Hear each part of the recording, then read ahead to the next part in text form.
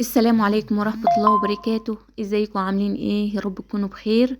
النهاردة ان شاء الله بقى كده هاخدكم معايا في جولة لسوق الطيور. بس قلت كده قبل ما نمشي نعمل الغدا بتاعنا. انا جهزت بقى فراخ وفرمتها، وديت التتبيلة بتاعتها. جبت بصلاية كبيرة و3 فصوص توم، ومعايا بقى التوابل بتاعتها، ملح وفلفل، وكمان بهارات فراخ وبابريكا. ومعايا كيس خلطة كفتة اللي هي كفتة بتاعت الفراخ او كفتة لحمة. المهم كيس الخلطة اللي هو الجاهز ده. وحطيت عليها كمان كزبرة، شوية كزبرة خضرة. وقلبت كل بقى الحاجات دي مع بعضها كده، فرمتها في الكبة وحطيتها على اللحمة. وكمان فرمت قطعة دهن حلوة كده عشان بتخلي اللحمة، لحمة الفراخ جميلة وجوسي كده، بتخليها جوسي وطرية عشان ما تبقاش ناشفة معاكي. خلاص، وتبلتها بقى وسبتها وركنتها. تمام. جبت بقى قلت اعمل لهم كمان كيس بسبوسه بقى كده يحلوا بيه. بقى لنا فتره كده ما عملت لهمش حلويات، فقلت ايه نعمل لهم كيس بسبوسه بقى. نور طبعا لازما يحط ايده. جبت بقى كده كيس بسبوسه، الكيس الاصفر ده بحسه حلو عن الاكياس التانية. حطيت كده في كيس البسبوسه، وحطيت عليه معلقه بودر كبيره، وكمان هحط عليه كيس فانيليا، واقلب بقى دول مع بعض كده. إيه هقلب دول بقى كده مع بعض. دي غدوة يا جماعة يوم الجمعة.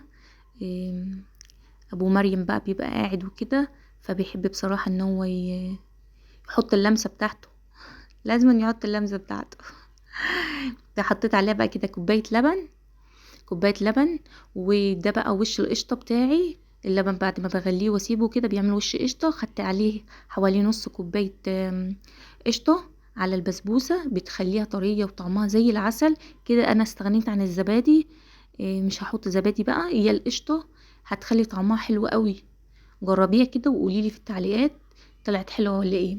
بس ما تكتريش عشان ما تطراش معاكي قوي، وما تقلبيش فيها عشان ما تنشفش منك.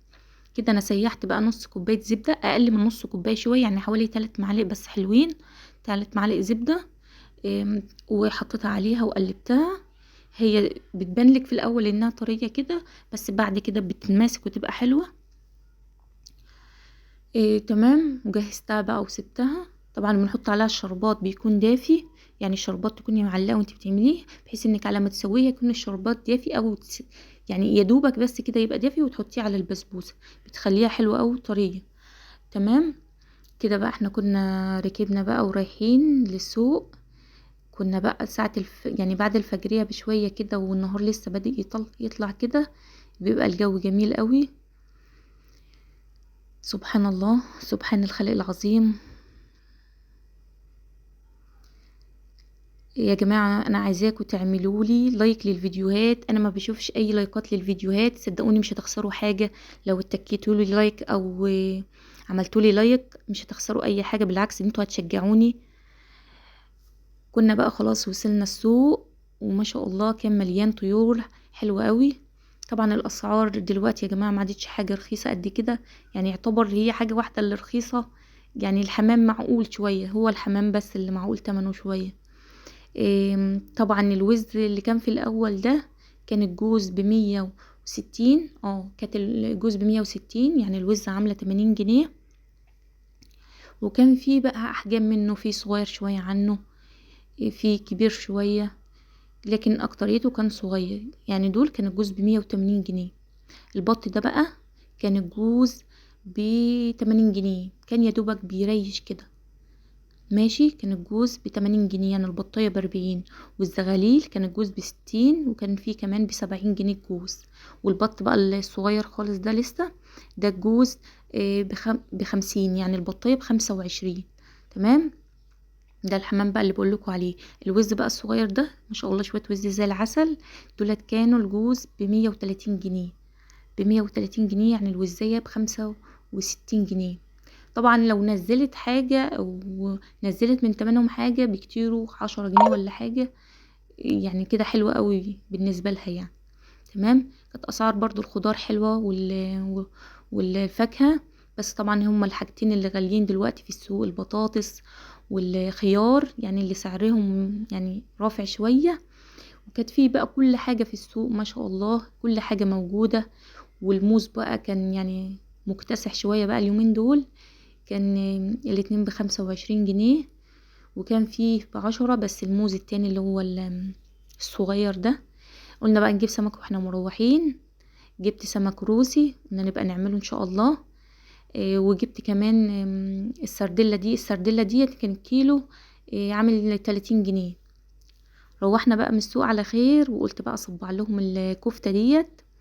طبعا انا جبت حمام من السوق، هوريه لكم ان شاء الله واصوره لكم ان شاء الله. الفيديو ان شاء الله الجاي ان شاء الله باذن الله هصوره لكم.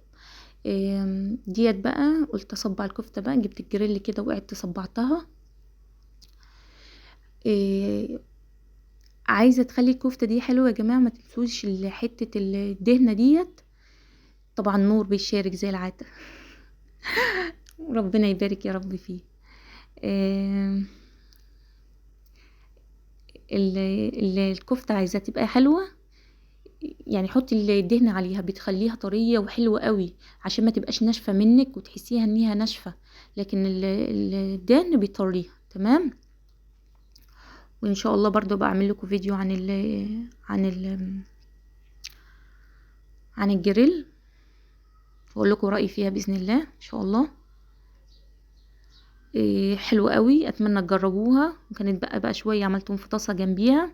اتمنى الفيديو لو عجبكم يا جماعه تقولوا لي في التعليقات، وكمان ما تنسونيش في اللايك، واللي لسه اول مره يدخل القناه يشترك فيها.